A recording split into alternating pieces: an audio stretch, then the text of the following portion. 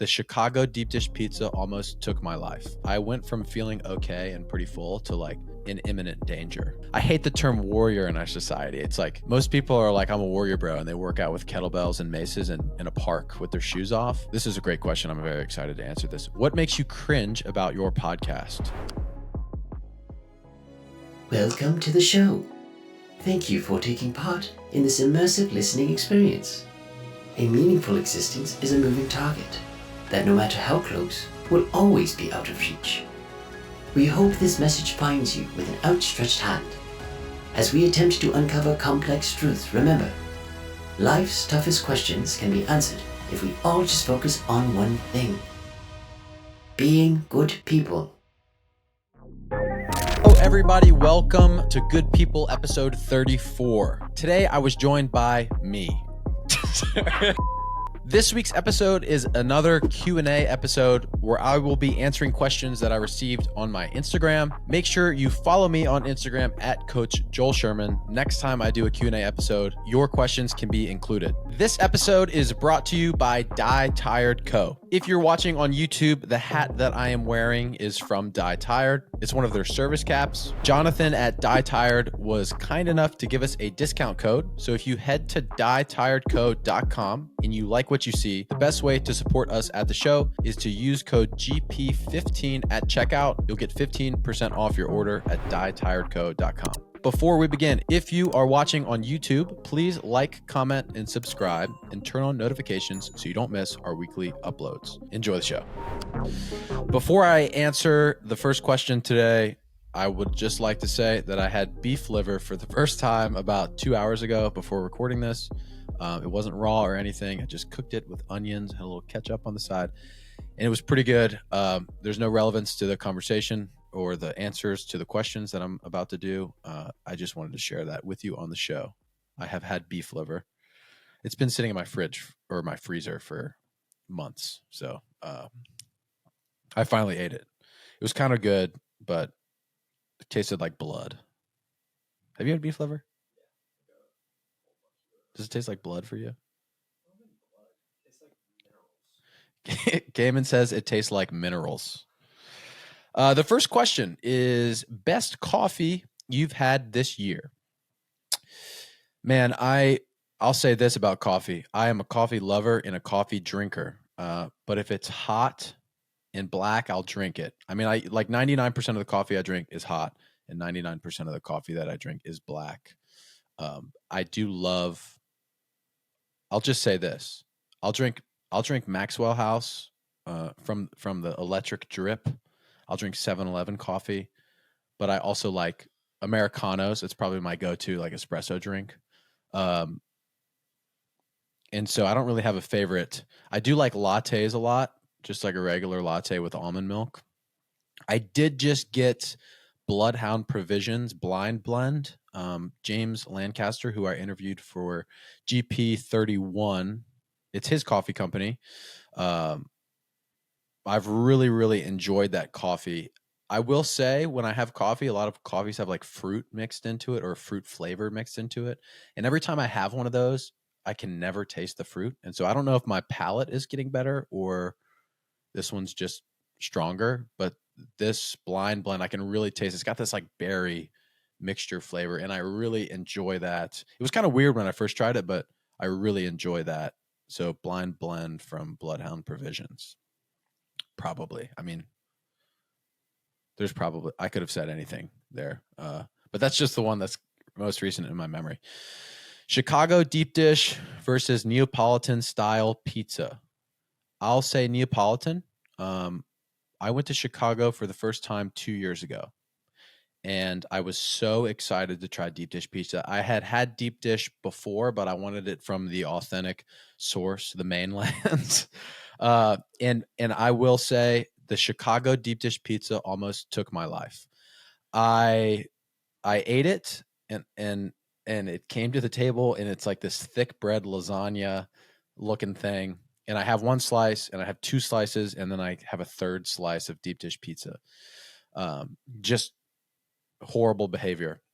And I sat there, and I can only imagine that the liquid that was in my stomach must have been expanding all of the bread that I had just consumed, because I went from feeling okay and pretty full to like in imminent danger. Like I needed somebody to help me. I was like dozing off at the table, in and out of consciousness. Um, Not to say that the deep dish wasn't good, but I think my gluttonousness put me in danger when I had it, and so I'll lean more towards the Neapolitan style pizza.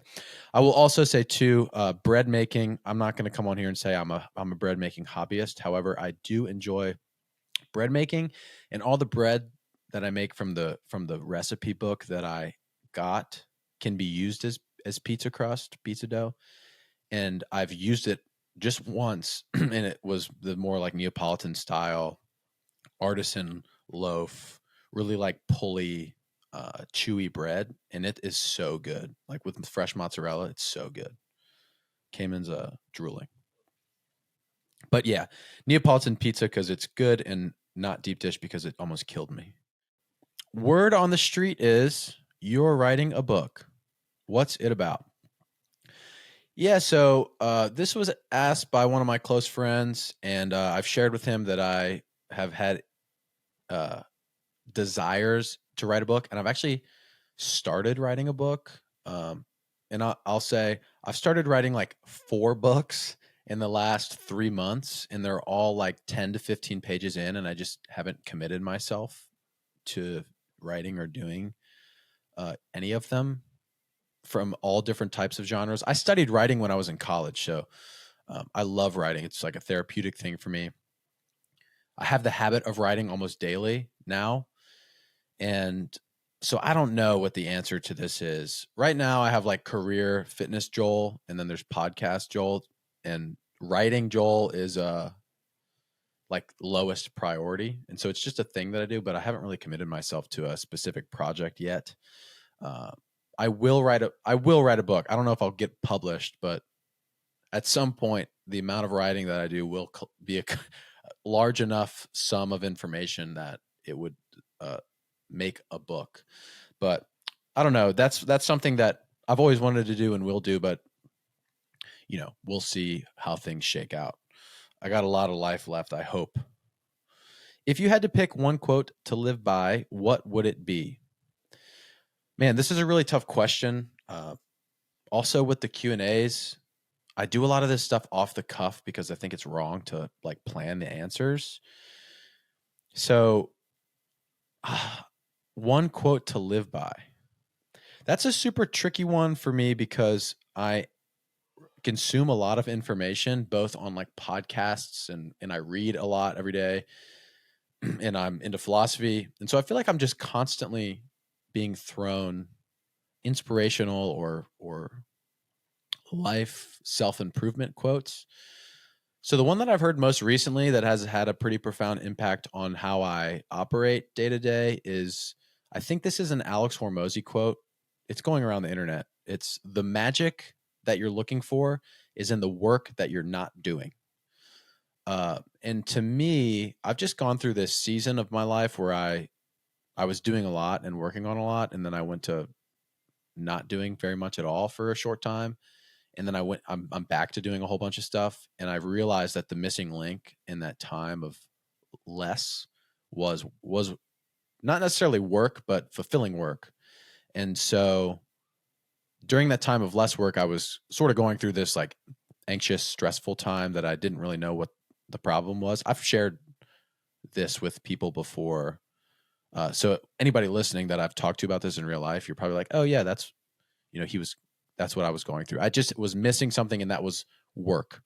And again, more specifically, fulfilling work. And now that I've sort of filled that void with stuff that I enjoy, people that I like to be around, I'm engaging in conversations on the show. I'm having more conversations on the show with people that I really admire and feel lucky to get the opportunity to talk to. I feel like that has made me feel a lot better about myself and my place in the world. So for anybody that is going through a tough time, you can't just work yourself out of it. But I think it is important to take a look at where you're at in your life. Are you doing enough fulfilling work? If not, what is the fulfilling work? and then how can you, with your current lifestyle or situation, work that in a little bit more to your lifestyle.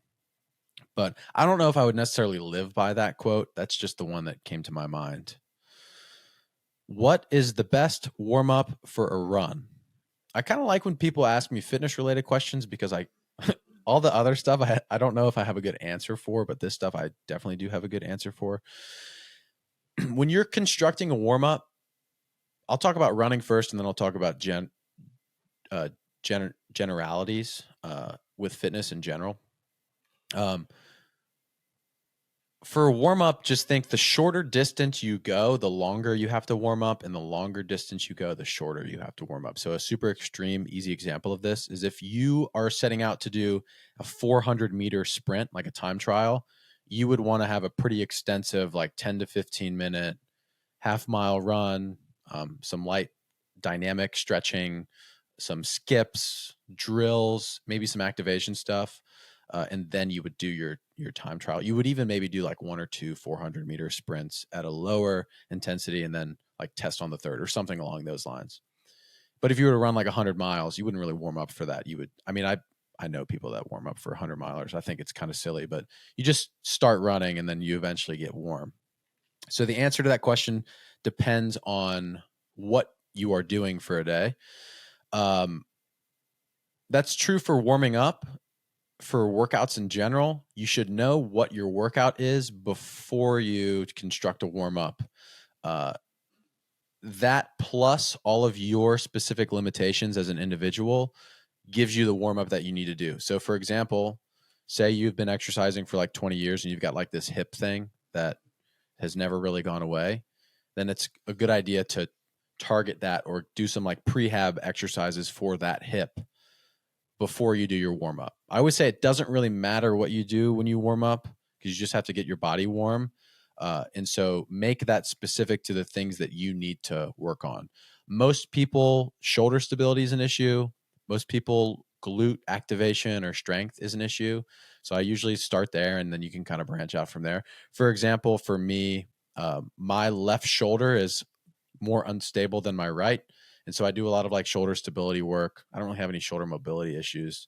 And yeah, that's my warm-ups are pretty simple. If I ever get hurt, it's usually always something that involves around fixing that injury or something along those lines. Next question is it always wrong to lie? I'm definitely not going to give you a good answer to this. It's like one of those moral compass questions. I don't necessarily think it's always wrong to lie, especially if you are lying to somebody in a, maybe it's something that somebody needs to hear, whether it's to, make their life easier or do something like that. I do think it's important to consider your lies if you are going to do that. But for the most part, I think if you were being honest, I wouldn't even want to say that most of the time, because like most is 51%. Like you should probably be honest 90 plus, if maybe more percent of the time.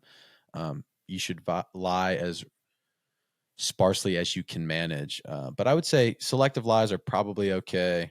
It's all context, right? It's like if you just got some horrible chronic illness or terminal illness, but then like your mom is in hospice or something and she's about to pass away. Maybe you don't tell her. I don't know. That's a horrible example. Do whatever you want. I have a hard time lying and I have a pretty guilty conscience with stuff like that. So I think that also probably plays a role in it. That's not an answer, but that's all I'm going to say on that. Is good the right word? ? Is there any other adjective that your podcast actually is clarifying? So I've given a lot of thought to the name of Good People since we started the show. And Good People is really simple. And it was the only name that when I had it in my head, I was like, yeah, that's the name of my podcast. And Cayman and I, we were going back and forth about like, what do we name it? And I was kind of pushy, like, dude, let's just do Good People. Like, that's it. And so I think the answer to that question is there could be another adjective, but like most things, there's no certain right or wrong on anything. And I do feel like English is a pretty incomplete language with certain words and meanings. For example, Greek words oftentimes have very specific, nuanced uh, uh, terminology for some feeling you get. A good example of this in the English language is the term sonder. The term sonder means the feeling that you get when you think about the fact that there's 8 billion other people on planet Earth and they're all having as equally vivid and complicated experiences as you are, right? So that's a very specific feeling. Like, I think most people could internalize what that feeling is, and then they can tie the word sonder to that. Good doesn't, that's not the case. I would, in my mind, connect good as a synonym to righteous or just or virtue. And in the context of good people, that's kind of how I view it. So I could put any other term there, but I don't know. Good people is simple. You know what it means. I'm a dumb guy in general. So uh, I feel like it is, it honors me in that way. And I don't know. It's just one of those things that's what we start with. I think you could put any word in there and it would do right. And part of the uncertainty of that word allows us to talk about lots of different things. There's a bit of a meta thing that happens with the show where whether I'm talking to somebody about self-improvement specifically and strategies to improve their life, or I'm talking to Dr. Jenny Rozier about online dating, right? That doesn't really have anything to do with self-improvement necessarily, but it has to do with life and exploring the world and experiences and relationships is part of being a good person. And so it's all relevant when I look at it in my eyes. What are your thoughts on being a good person who is capable of horrific things? This is a good question. I like to think in the way Jordan Peterson talks about this, where he says like good people or great people or virtue is being capable uh, of hurting people or being highly dangerous, right? And goodness comes from capability and having the skills or tools to hurt somebody or harm somebody, and then choosing not to do that. Being incapable doesn't inherently make you good. Just because you can't do something to somebody doesn't mean that you're good for that, right? And to put a more specific twist on this, I think that a more accurate representation of it is that most things in life are tools. Like if you stopped anybody on the street right now and you said, "Hey man, what are your thoughts on violence?" I think most people would say that that's a bad thing. Like violence isn't good. We should avoid violence. But in whatever context, say you somebody breaks into your home and then you are in there and they are armed or they're threatening you and your family, and then through the use of violence you are able to protect your family and yourself, right? Obviously that's still not a great situation to have to go through, but you effectively took a tool, violence, and you used it for something more positive. um, I don't necessarily think to be good you have to be capable of horrific things, but somebody who is capable of horrific things they definitely can be good. And that's I had Dr. Dave Cajotes on the show and we talked about masculinity. He recommended this book, King, Warrior, Magician, Lover. Just finished that book myself.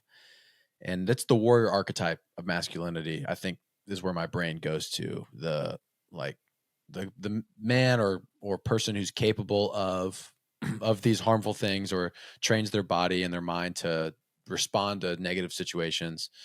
That is a good thing to be able to do that. And it's all, everybody's different, right? Like I'm not necessarily, I hate the term warrior in our society. It's like most people are like, I'm a warrior bro. And they work out with kettlebells and maces in a park with their shoes off. And that's not what it is. But that more physicality from people that you can use negatively, if as long as it's channeled towards the right things, you're doing good. That said, too, it doesn't necessarily have to be physical. It could be, you could harm people with your words.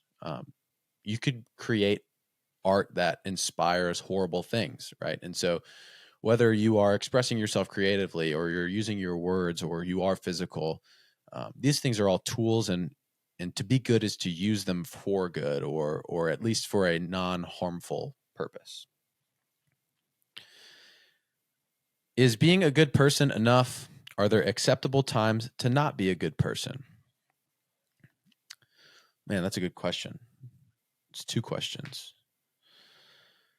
Is being a good person enough? I'll answer that first. To me, I think that's all there is. That's why I started the show, and I'm learning that more and more as I do it. It's not about anything other than, as an individual, what you are. I don't want to even use the word contributing to the world, because that's not always you don't always need to be contributing to the world, I think, to be good. You need to be contributing to something, I think, whether it's yourself or your family or a community or a system, right? But I think being good, or being a good person, is the goal, right? It's not only is it enough, it's like the thing that I strive to do. Are there acceptable times to not be a good person? I think in a vacuum, no, you should always be a good person, but that doesn't always shake out. Like, we're all humans and we make mistakes and there are errors. And so as we go through this thing, life, we're trying to minimize the amount of times we're not being good and maximize the amount of times that we are being good. And again, that's like a really dumb guy way to put it, but these small incremental improvements to act more in line with the things that you want to do and accomplish is always the goal. And I think that puts us on a trajectory towards goodness. And yeah, this is a great question. I'm very excited to answer this. What makes you cringe about your podcast? I feel like we're just too damn serious sometimes. I love self-improvement. I love helping people get better. I love everything there is to do with analyzing yourself and having ownership and taking responsibility in your own life, and being able to make that change and have the freedom to do so. But there's a silly goose part of me that wishes I could maybe express more on the show. I think that we're getting to that point, and the more I do it, it's like writing. Over time, you find your voice. In the grand scheme of things, we're not that far into this thing. There's at least 34 hours at this point of me talking into this microphone. There's a little bit more than that, I would assume, but that's not enough time to really find yourself. Also, I'm 23, so I don't even know who I am yet. And a bit of this is helping to uncover that. So I think over time, and as I not necessarily get more comfortable, but as I do it, I'll naturally settle into a groove that is more, feels more honest of myself. Not that I'm being dishonest, but there's a bit of uncovering that takes place during this time of an individual's life that I'm excited to go through and hopefully gets expressed on the show.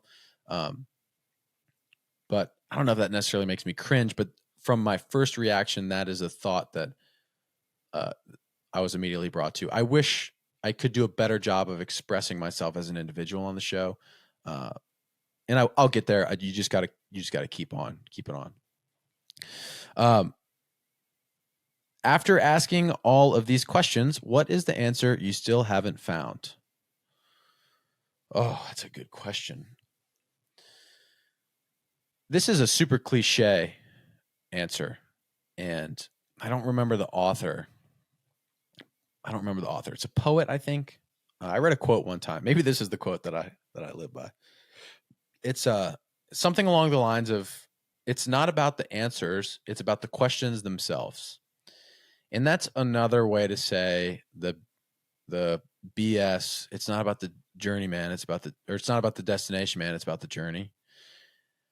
All of those things, I know they're cliche, but they're true.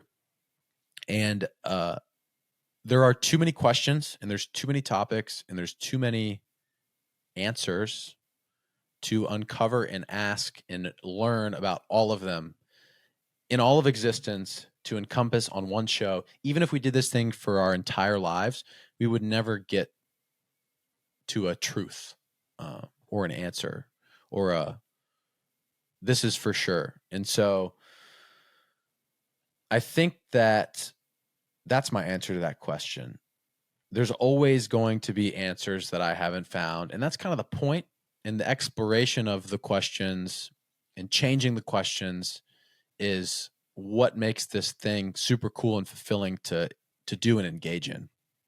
I think that I'm in a much more clear place about goodness and what's important to pursue in life. But that sort of opened up a world for me to other questions that I would like to be answered. And talking to one person for an hour a week on a phone call will never be enough to ask or answer all of them.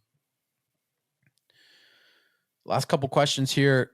Give me a list of dream guests and why. I've answered a question like this on the show before. The first person that's on that list would be Logic, the rapper Logic. I've always been a fan of Logic. The first time I ever heard a Logic song, it was a song called Inception.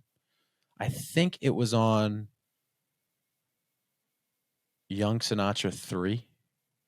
I might be off that. It was one of his mixtapes. But I heard it on a Call of Duty Modern Warfare 2 sniping montage. And I would guarantee you that the people listening to this have no idea what I just said. It was just clips of this guy playing Call of Duty, and he was really good at Call of Duty. And this Logic song was playing. I was like, man, who's this guy? And I looked into his music, listened to a lot of his mixtapes. And then a couple months after that, he released his first album under a record label, which was Under Pressure. And then, since then, I've been a super big fan. That was like 2013. I was 13 years old. I remember staying up till midnight in 2015 for the release of The Incredible True Story, which was his second album, and then just like listening to it in the morning, like falling asleep. But I've always been a fan of Logic, and I really loved his music early on because I listened to it when I was working out in the gym, and that was when I first started working out in the gym when I was losing weight in high school and really fell in love with fitness. It was like this cool, nostalgic time in my life. But also through, as I got older and as he was putting out more music, and even though I wasn't as into his more recent stuff as the original stuff, I just kind of fell in love with him as a guy through interviews. He was a super cool, unapologetic. He solved Rubik's Cubes, loved talking about video games and anime. And I wasn't into a lot of those things, but I just always remember thinking how admirable it was for him to be in a position that he was and still had the courage to talk about stuff that was kind of weird at the time. But I would love to talk to Logic. Another person that I would really like to talk to is I'm gonna say other stuff people don't know. His online name is Nadeshot. His name's Matthew Haig. He is the owner of 100 Thieves, which is a online gaming organization. He was like a professional Call of Duty player. I'm talking a lot about Call of Duty. He played Call of Duty professionally, was a Call of Duty world champion. He eventually left the team that he was on and started his own organization, which is 100 Thieves. And they've essentially taken over a big part of the gaming industry. They own a League of Legends organizations, which is one of the biggest video game esports cultures in the world. They are also this lifestyle and apparel company where they do drops, kind of like Supreme, or like it's like hype beast stuff, where super high price point, super limited quantities, very Los Angeles, California looking stuff and collections. But I just admire him as a guy. It was cool. Anytime you go from something like playing video games professionally, which is probably even still looked on as kind of weird, to being super successful in any field, especially business, is pretty admirable to me. He's a kind of like an icon in that space. Plays a lot of golf. has a podcast, and as just a figure, I think he would be a cool guy that I would feel honored to get the opportunity to talk to. And then the last one, this is kind of cool. I'll say this because it's scheduled. Maybe I shouldn't say it. I don't know if I should say this, but I do have Adrian Bosman scheduled to talk to on the show. He's the programmer for the CrossFit Games. I've always wanted to chat with him. He's a big inspiration and influence for me on my professional side with how I program fitness and workouts. And so with that booked, I feel super lucky to have the opportunity to talk to him. But yeah, he's another dream guest, but that's kind of cool that I'm getting to do that. Last question. After 34 episodes, have you reconsidered the good people theme? This was similar to the question that I was asked before. The answer to that is no. Good people to me has become the thing that I aspire to do and be, is be a good person. Help other people become good people, create a community of good people. And I know that that's like a very subjective and maybe even silly, simple way to put it, but it's true. Like there's so many ways that you can exemplify goodness in your life, in work, in family, and it's different for everybody. And I think the vagueness of goodness encompasses all of that, and it allows you to encompass all of that. And so I would even say that it's gone the other way. I haven't reconsidered good people. It's just strengthened my belief in it as an idea, and my hope that we can continue to talk and chat with cool people about cool things. It's funny, the about section, if you look at our YouTube channel or our Spotify bio, I put it there as kind of like this silly filler joke when I first started writing. But I do think it encompasses the meaning of the show so well. And it's Welcome to Good People, a show where good people tell us how to make the world a better place, and we try to listen. It was just kind of put in there, and I was planning on changing it later on, but I've just kept it because it feels like a again, stupid, silly way to sum up what we're trying to accomplish here. It touches on the fact that there's so many ways to improve your life and be a good person. And the real challenge comes down to your ability to listen and implement and act on some of those things. So yeah, good people, I think, is here to stay and will only get stronger as we continue to do the show. That is the last question that I had. I really do enjoy doing the Q&A episodes. Again, if you don't already follow me on Instagram at Coach Joel Sherman, next time we do one of these, you will have your questions featured in the show. Check the links in the description below. Check out Die Tired Co. and use code GP15 at checkout.